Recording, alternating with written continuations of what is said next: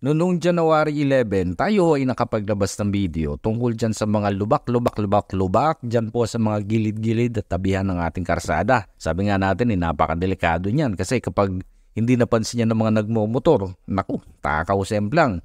Kanina ho, abay napakaganda. Ay kanina ko lang ho talaga na pagtuunan ng pansin. Dahil yun ho mga lubak-lubak na ating naipakita nung nagdaan, abay ngayon ho ay ayos na, repaired na, may patch na.